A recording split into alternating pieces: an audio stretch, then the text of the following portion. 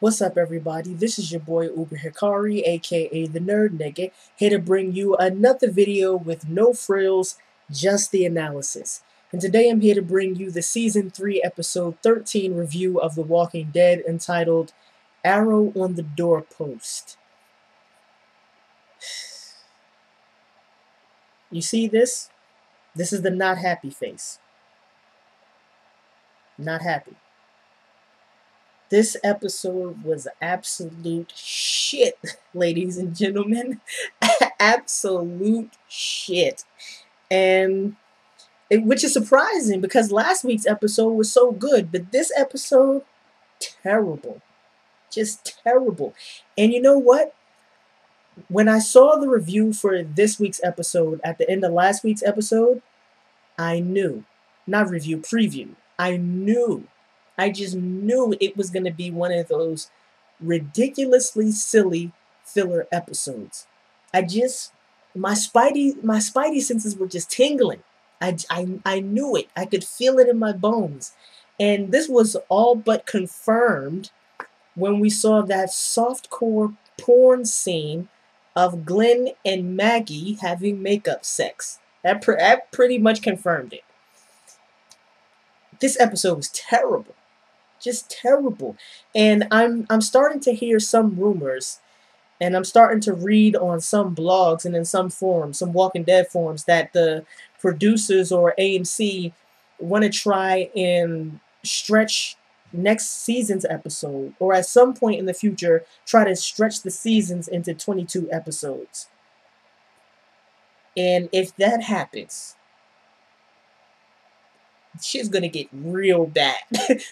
Really, really, really bad. Because this episode was just silly.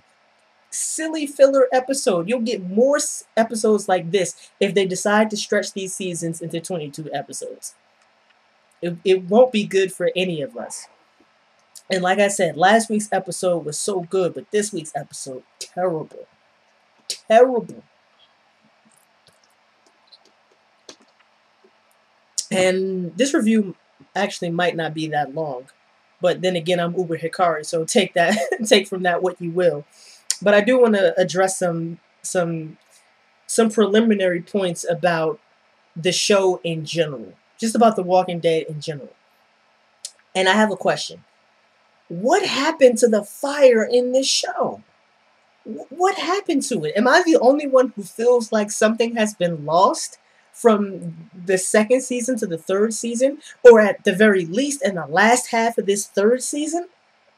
Because the episodes and since we've got back from the hiatus have been nowhere near as good as the episodes from before the hiatus. Nowhere near that. So I just want to know what happened to the fire in this show, and specifically what happened to the horror, the terror, the absolute despair of the show. What happened to it? Where is the horror? Where did it go? This is the bread and butter of the show. The Walking Dead is in a niche subgenre. Very, very niche subgenre. The zombie story is a subgenre of the horror genre. Horror genre.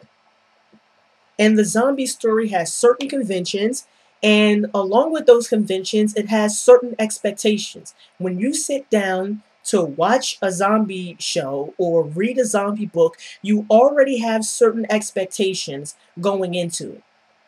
And one of those expectations is that an immense aspect or an immense part of the entertainment value of the story is in the freaking horror. It's in being terrified. It's in feeling that sense of despair as you watch the downfall of civilization. Where has that gone?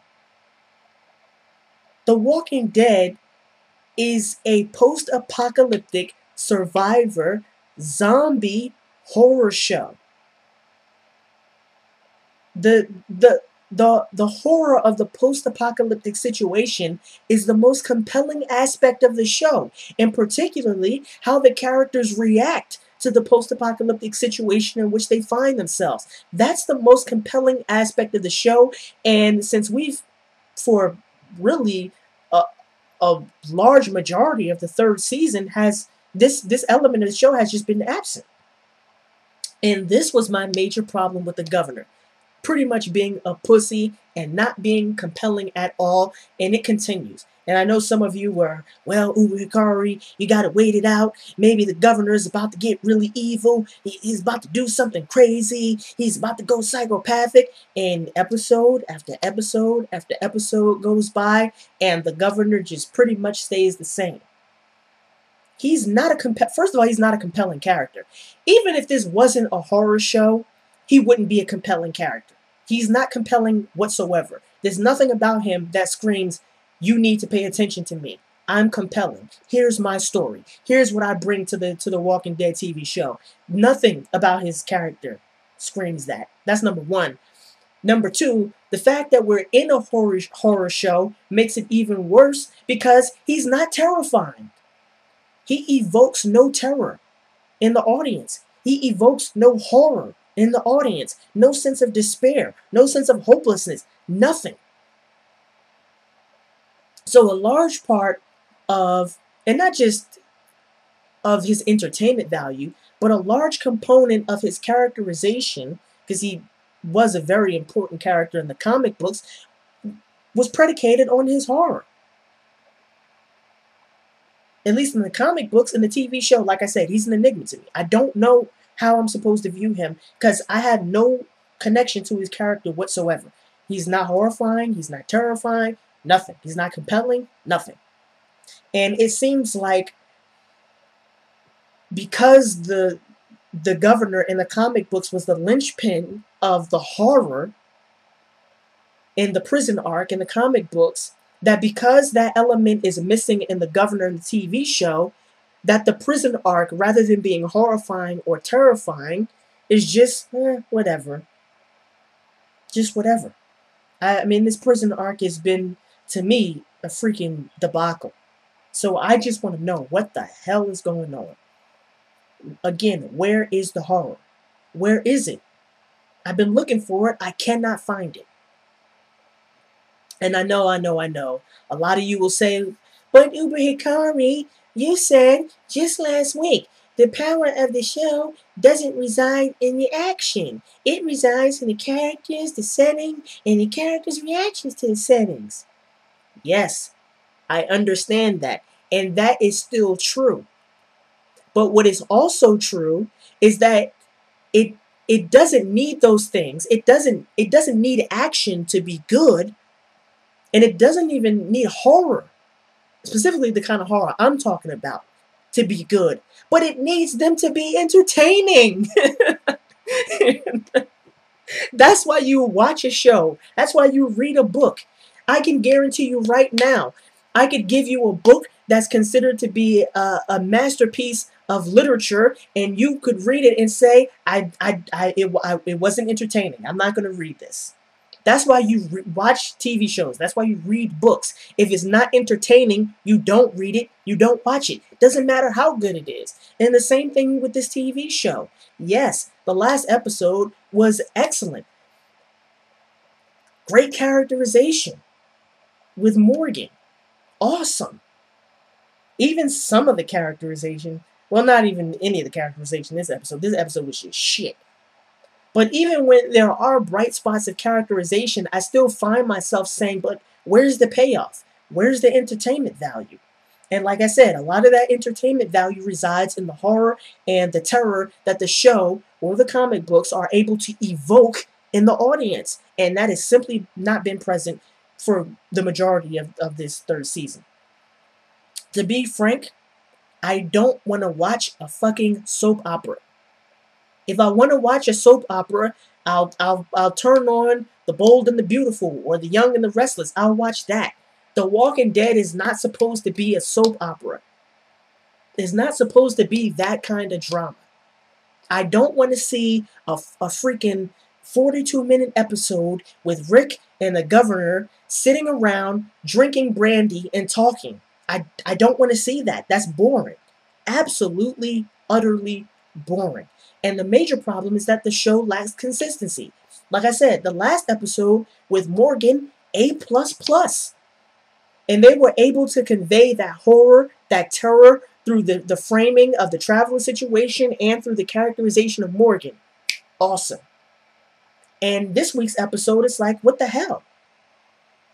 I mean, yeah, they killed some zombies in this show, which were pretty much akin to let's give them something. We gotta kill. Let's kill some zombies to keep them sort of entertained. We know this episode is shit, so we'll have Daryl and I believe his name was Martinez and Andrea. We'll have them stab a couple zombies. Maybe that'll be good for them. No, just no. It's not enough. And quite honestly, besides this last episode with Morgan, the last episode where I felt a sense of despair and a deep, deep emotional connection to a character was, ironically, Laurie's death. And that was, I don't know how many episodes ago that was. 8? Something like that? 9 episodes ago? That's simply not enough for a horror show. Simply not enough. Now let's talk about the talk between Rick and the governor. Honestly, the meeting between Rick and the governor, it felt like an episode of The Young and the Restless, or The Bold and the Beautiful, or how many ever other daytime soap opera dramas come on TV. I don't know. Just, I mean, this shit was like watching water boil. That's what this experience was like. Watching a water boil. Terrible. Now, just 2 episodes ago, Rick was telling Andrea, I'm going to kill the governor. There's no negotiation. We're going to see him. I'm going to put a bullet in his head. We're going to kill him. That's just it. This is a Rick-tatorship, and whatever I say goes, and what I'm saying right now is we got to kill the governor. And then, in this episode, Rick comes into wherever the meeting was, I don't know, some kind of garage, points a gun at the governor, and you know, you've seen this tired trope before, where the good guy confronts a bad guy, he's got his weapon aimed at him, he's got to put on that fake tough guy persona, but in the end he doesn't do anything. And I'm just like, didn't you just say you were gonna kill this guy? Didn't you just freaking say that he had to die, and now you get an opportunity to kill him, and you don't? Now, all of a sudden, Rick wants to not only negotiate with the governor, but potentially acquiesce to his demands about handing Michonne over to the governor. Really? Really? As soon as Rick saw the governor, he should have just killed him.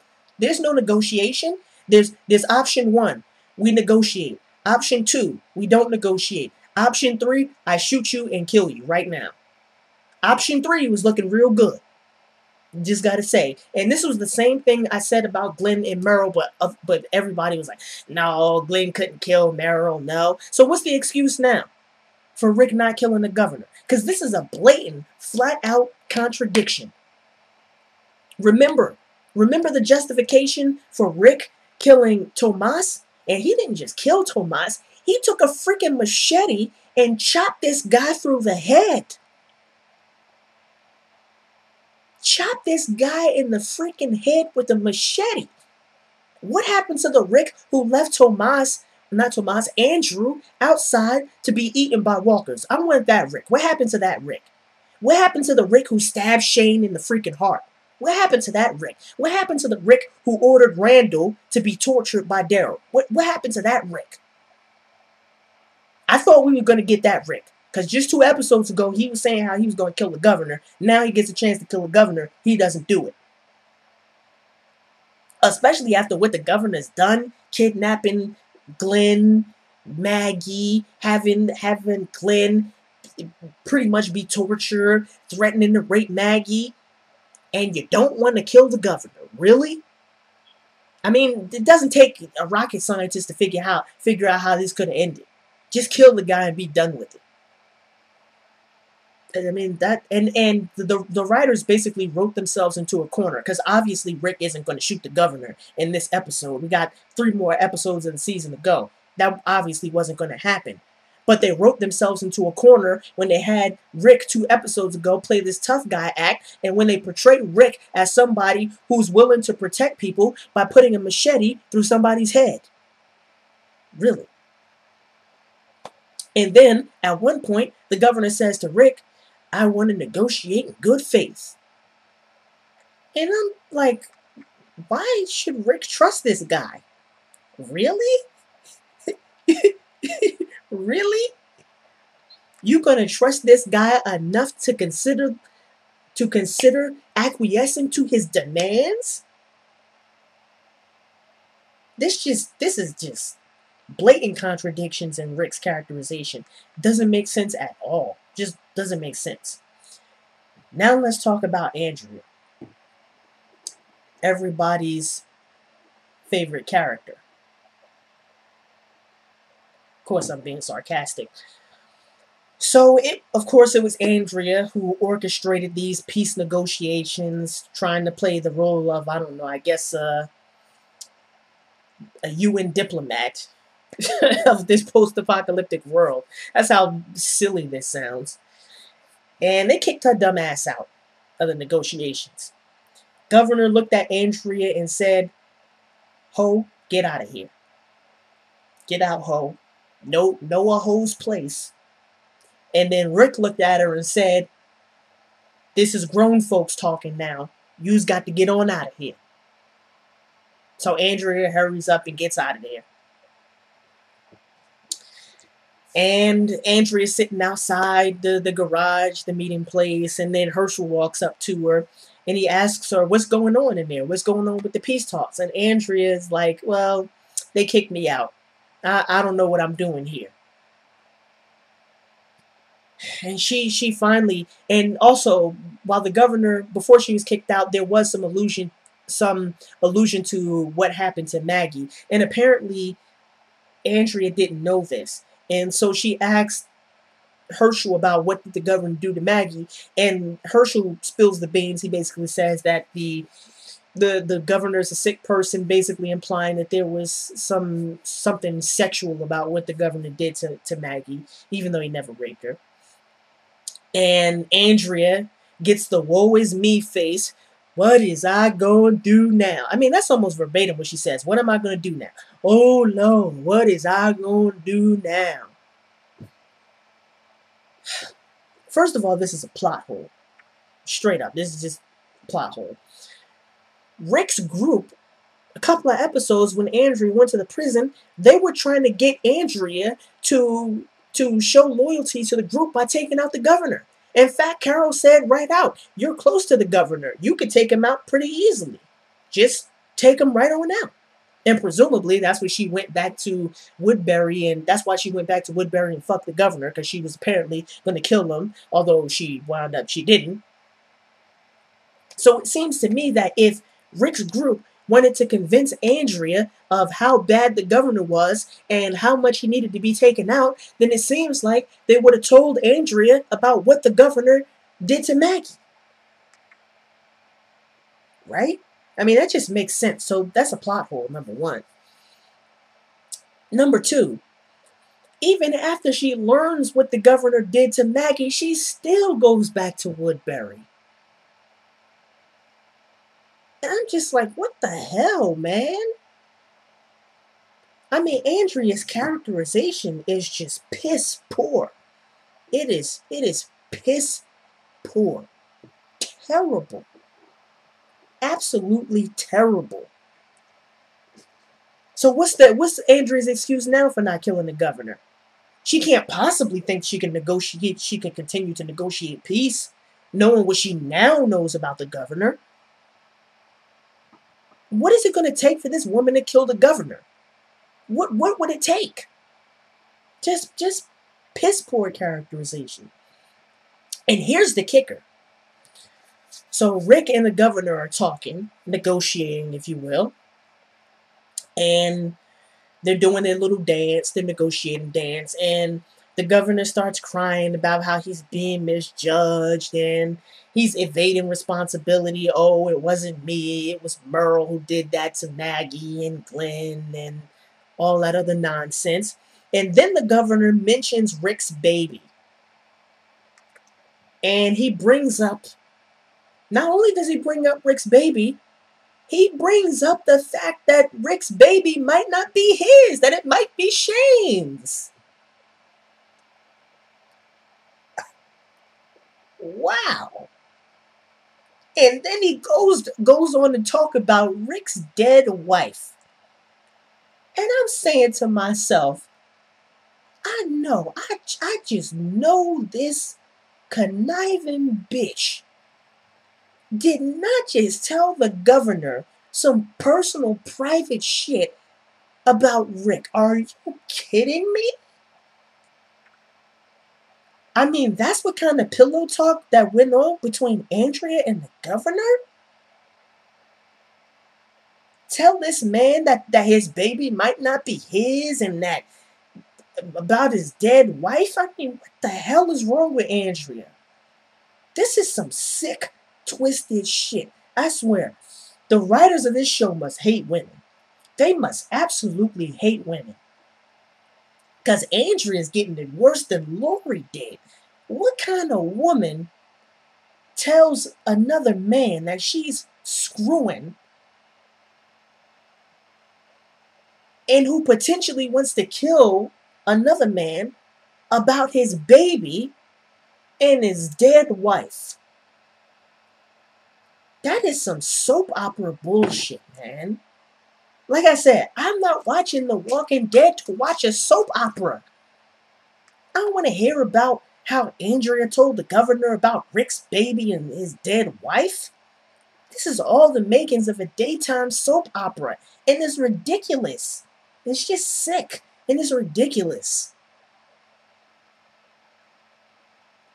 Now, to get to the major point of this week's episode, the Michonne offer. So at the end of the negotiations, the governor finally tells Rick what he wants, which obviously is a lie. We all know it's lying. He says, I don't want the prison. What I really want is Michonne. You turn Michonne over to me and let me kill her. That was basically the subtext. I'll leave you alone. That's all you got to do. You can trust me. Just give me Michonne. It'll all be over. And we later find out, of course, we knew beforehand it was a lie, but we find out that the governor is just using this as a ploy to kill everybody when Rick and his group comes to make the exchange. They're going to ambush them and kill everybody. And then Rick says to the governor, how do I know you'll keep your word? Again, like, what? The writing in this episode was just shit. Absolute shit. What does Rick mean? How do I know I can trust you? Of course you can't trust this guy. Are you kidding? What is this, an April Fool's joke? I mean, am I on candid camera? Am I being punked? Seriously? What happened to Rick's characterization? That's ridiculous for him to ask that question. Of course he can't trust the governor. And again, I'm just saying to myself, just shoot him. You don't have to take this. You don't have to accept his demands. You don't even have to reject his demands. Just shoot him. It'll be over really quick if you do that. So basically at the end of this episode, Rick goes back to the group and he tells them that the negotiations were a bust and that they should prepare for war. And obviously this is a lie because he didn't really tell them about the Michonne offer. But then at the end of the episode, he's talking to Herschel and he basically tells Herschel that he's leaning towards double-crossing Michonne. And just to give a quick prediction, I can't possibly imagine that Rick would go through with this double-crossing Michonne. I can't imagine that. And this is very easy to predict because we already know in the comic books that Rick and Michonne develop a deep relationship with each other. Not romantic, but it was a deep platonic relationship. Michonne basically became like Rick's family. But then again, we see how Tyrese is being played out. So I don't know what the writers will do with Michonne's character, but again, my instincts tell me that there's no way Rick could double cross Michonne. But if he does, you know what? I'm not even gonna say nothing right now. I'm gonna leave that till later on. I'm gonna leave that till later on. But that's pretty much it for this episode. This I must say that the last half of this third season has been such a waste. And overall, the prison arc just sucks. They've turned this damn thing into a soap opera, some kind of daytime drama. They've gotten rid of the horror elements. They've gotten rid of the characters' reactions to the post-apocalyptic situation. And as the zombies recede, the human drama takes center stage, and it sucks. It sucks. The governor sucks. Andrea definitely sucks. And the narrative sucks so far. It just absolutely sucks. And I just don't see how this can be fixed. This whole thing with Andrea and the governor and the negotiations, and it's just silly. It's just absolutely silly. So this was your boy Uber Hikari, aka the Nerd Nigga. Just brought you another video with no frills, just the analysis. Peace and have a blessed day.